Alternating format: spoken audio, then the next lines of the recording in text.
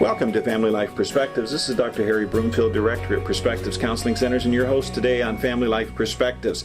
We've been fortunate to have Dr. William Guy, PhD, MD, staff psychiatrist at Perspectives Counseling Centers, in studio with us all this week talking about a study that he's recently read in a Journal of Pediatric Medicine, and it's got him quite concerned.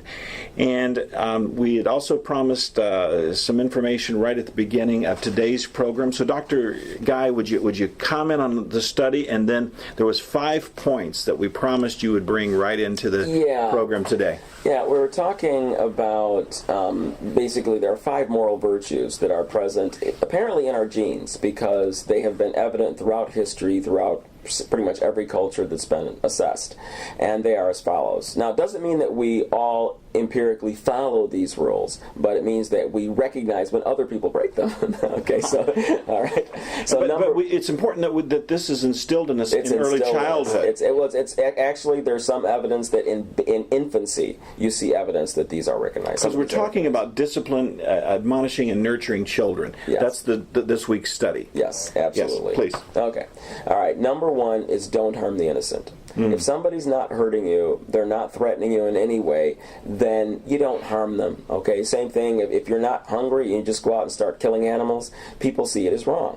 Now, if you're watching a movie and that's what the person is doing, if they are hurting an innocent person or just killing something or kicking a dog for no reason, we recognize that person is bad. Yes. Now, when we do it, we can give ourselves excuse. We can't override the system, but we universally recognize it as bad when somebody else does it. That's number 1. Right. Number 2, treat people the way you want to be treated.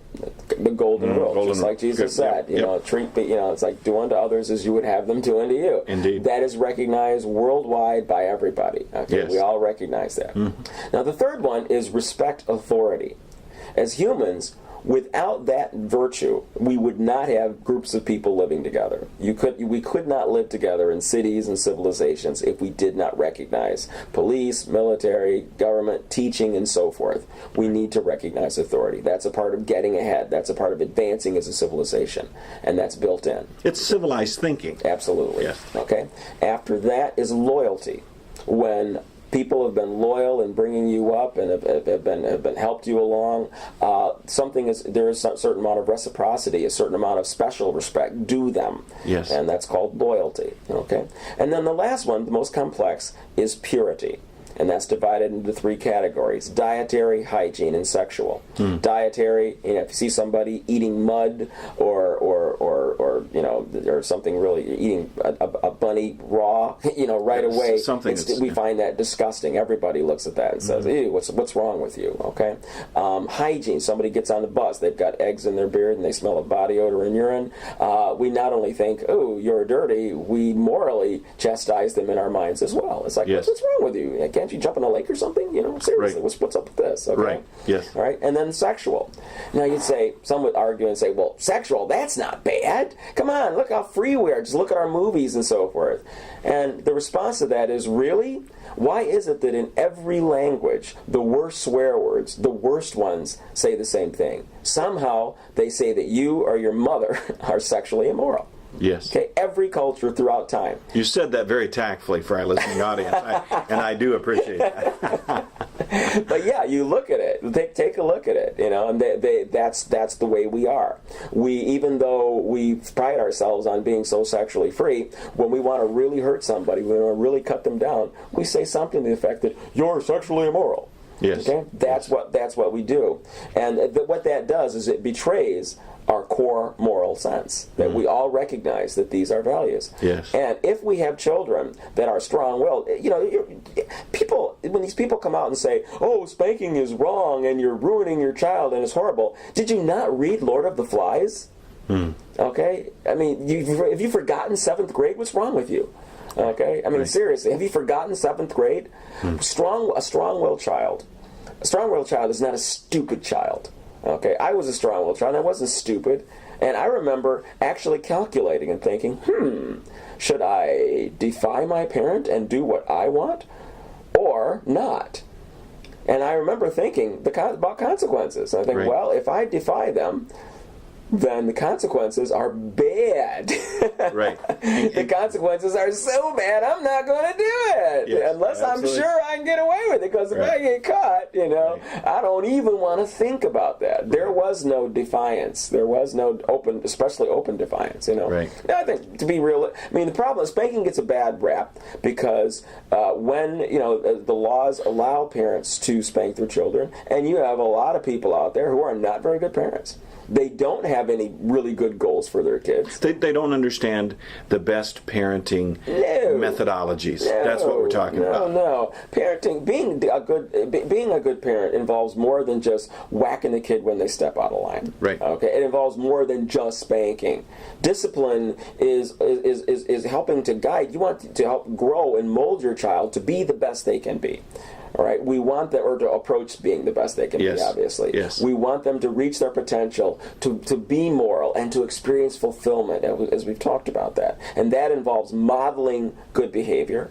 That involves talking to them about that. There's a verse over there, I think, is in Joshua, about how frequently you are to talk to your kids about God, about righteousness, and about morality, and so forth. That's something that needs to come out of us verbally. There needs to be moral lecturing. Yes. Okay? There needs to be... in the stories we tell, in the life we lead, and when they cross lines. What about positive and negative reinforcement? Those are all tools available to us. Right, not only the lecturing, but the modeling and the mentoring behaviorally of godliness. Absolutely. And then if you still have a strong-willed child, then there are times when the child really, it's like, well, I'm loved, I'm special, I get that, and you should do what I say, and I'm not going to do what you say. When that defiance comes around, then there needs to be a response that is strong enough to make a difference. Some kids, a little whack is fine. Others, they need a more aggressive spanking so that it means. We're not talking about extensive bruising and causing bleeding and all that kind of nonsense, or any type of permanent injury. Of course not. Within reason, obviously, common sense is a big factor here. But the thing is that studies like this threaten the parent's ability to do that. And when you have a culture that's saying, spanking causes mental illness, as that gets out there as education, as it becomes accepted, then it becomes a value, and you have children who believe that you're immoral as a parent for spanking them. You see, that's why we're doing this right now, to try to. So when your pediatrician tells your daughter who just had a baby, or tells you that don't use any corporal punishment of any kind, don't you touch that child, or you're going to cause mental illness, it's important that the parents understand where that came from. Studies like this, which are greatly flawed. Okay. Again, they didn't look at people that were spanked. They looked at people who were slapped, shoved, smacked. These were specifically not people that received traditional spankings. Right. And just to say to the audience, if you've tuned in today, Dr. Guy is looking at a study that he believes to be very flawed, that was put out in a pediatric journal recently, and he's been commenting this week on it. Dr. Guy, we need to get a word from our sponsor, and we come back and jump right back in. Okay. We'll be right back.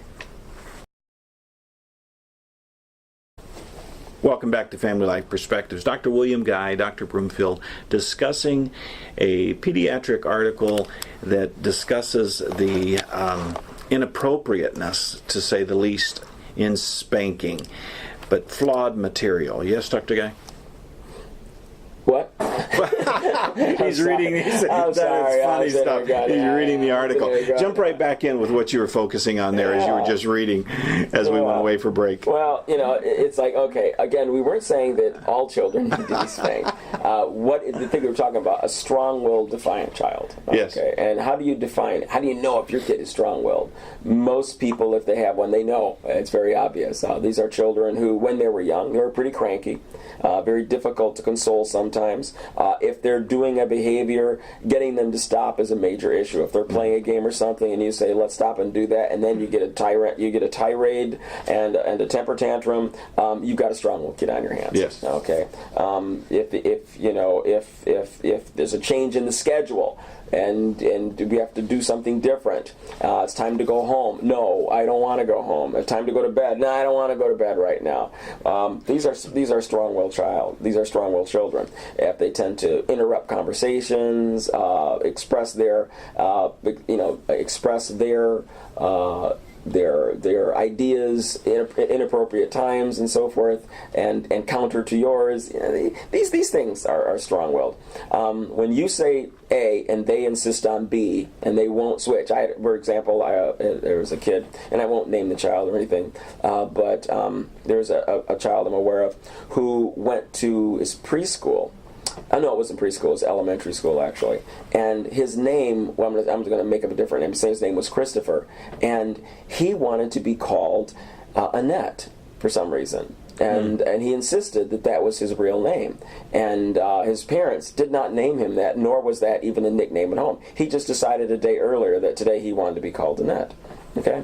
Now this is the kind of thing. I'm not saying that obviously this is kind of a different situation. I'm saying, but this is some incidents when you have a strong-willed child. That means what it says. Their will is very strong. They are not very compliant. Okay, getting them to bend, even if it's for their good, is very, very difficult. And this is what we're talking about. These are the cases when you may need to be thinking about using some type of corporal punishment. Yeah, submission or submitting is not part of their understanding or concept. No, not at all. Okay. Now, the thing is how can science? Can science, and this is the last thing we'll probably need to deal with here, can science tell us whether spanking is good or bad? What do you think? I think longitudinal studies appropriately boundaried and guideline, I think it can give us some guidance. Myself, I think every word that's from Genesis to the book of Revelation is absolute. So I think that's where our guidelines come from. Okay. How much time do we have for today? About 15 seconds. All right. Can we pick it back up tomorrow? We're going to talk about this next time. All right. Until tomorrow,